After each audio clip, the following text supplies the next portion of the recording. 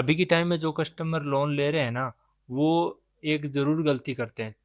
चाहे वो गलती छोटी हो चाहे बड़ी हो, लेकिन वो गलती है तो गलती है ही। क्या करते हैं वो सबसे बड़ी, कि जैसे लोन ले रहे हैं ना, तो उसमें सैंक्शन लेटर आता है ना, उसमें बगैर रीड किए हुए लोन ले रहे हैं, क्योंकि उसमें रीड नहीं कर रहे हैं, उसको पढ़ नहीं रहे हैं, पूरा समझ नहीं रहे हैं, उसकी वजह से उनको बहुत ज़्यादा नुकसान हो रहा है। क्योंकि मैंने अभी एक 2 दिन पहले एक केस देखा है, मैंने एक कस्टमर था, उसने क्या हुआ कि उसने लोन लिया था 3-4 महीने पहले, तो उस टाइम उसको मैंने बोला था कि आप ईएमआई छोटी करवा लो, इसको बड़ी ईएमआई मत कराओ, लेकिन वो किसी की सुनते नहीं है कस्टमर। वो बोलते कि नहीं, हमारे तो बड़ी ईएमआई कर दो, हम जल्दी चुका देंगे। भाई बैंक पागल थोड़ी है, एक अपना पैटर्न बनाया हुआ है, उसके अकॉर्डिंग चलता है बैंक। तो ये तो है नहीं कि वो सभी के लिए सोच के चलता है। आपके आप भर सकते हो, लेकिन सब नहीं भर सकती ईएमआई इतनी की, आप अकॉर्डिंग की इतना ईएमआई अपन अफोर्ड कर सकते हैं, लेकिन कस्टमर सुनता नहीं है। और बाद में उसको एक टाइम ऐसा आता है कि वो फिर उसको नुकसान झेलना पड़ता है, और वो अपना सिविल का भी रिकॉर्ड वगैरह ख़राब कर लेता है, और फिर अपना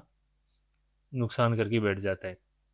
तो ऐसा नहीं करना है। आपको करना क्या है कि आपको पहले तो सैंक्शन लेटर पढ़ना है,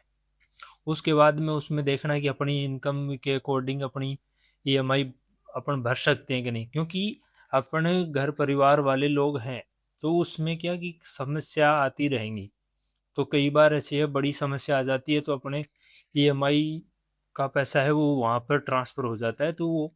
अपन उसको ईएमआई पे नहीं कर सकते इतनी, क्योंकि छोटी ईएमआई होगी तो अपन कहीं से एडजस्ट करके भी उसको पे कर सकते हैं, लेकिन यदि बड़ा अमाउंट होगा ईएमआई का, तो उसको अपन पे नहीं कर सकते। तो अपन को यह गलती नहीं करनी है कि अपन ईएमआई बड़ी करवा लें, क्योंकि एक आप मान लो, कई बोलते हैं कि हम 3 साल 4 साल तक नहीं जमा करा सकते, तो लेकिन आप 2 साल तो कराओगे ना, 4 साल नहीं करा सकते तो आधी ईएमआई तो करा सकते हो, 2 साल की कराओगे आप। लेकिन 2 साल भी 24 मंथ बहुत ज़्यादा होते हैं, 24 मंथ भी आप एक साथ एक जैसे नहीं जाते हैं आपके, ऊपर नीचे होता रहता है। कई बार ऐसा होता है कि आप 2-3 महीने बाद ही अपने पास स्थिति ऐसी आ जाएगी कि घर में कोई बीमार वगैरह कुछ हो जाए, तो अपनी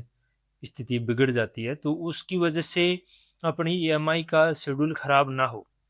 उसको देखते हुए अपन को ईएमआई बनवानी है कि अपन कितने की अफोर्ड कर सकते हैं, कितने की ईएमआई भर सकते हैं, कि किसी भी समस्या आ जाए, लेकिन ईएमआई तो अपनी इतने रुपए की तो जाएगी ही जाएगी। हाँ, तो ये करना है आपको। और एक अपना सबसे ज़्यादा है कि अपन मल्टीपल लोन नहीं लें, क्योंकि कस्टमर क्या करता है, एक बार लोन ले लेता है, उसके बाद लोन पर लोन, लोन पर लोन, ऐसे करके वो 4-5 लोन कर लेता है। फिर एक टाइम ऐसा आता है कि वो किसी की भी नहीं चुका पाता, और अपना वो सिविल खराब कर लेता है, और वो फिर उसको कोई बैंक लोन देता भी नहीं है, और उससे ना पहले वाला चुकता है और ना वो बाद में ले पाता। और तो ऐसा गलती नहीं करनी है आपको। एक छोटी सी गलती है कि आप ईएमआई है ना, एक बैंक ऑटोमेटिक अकॉर्डिंग देता है ना, वो करवा लीजिएगा, या फिर अपने इनकम के अकॉर्डिंग कराओ, कि अपनी इनकम इतनी है, चाहे कितनी भी स्थिति अपनी खराब आ जाए, लेकिन इतने रुपए की ईएमआई तो अपन पे कर ही दूंगा मैं,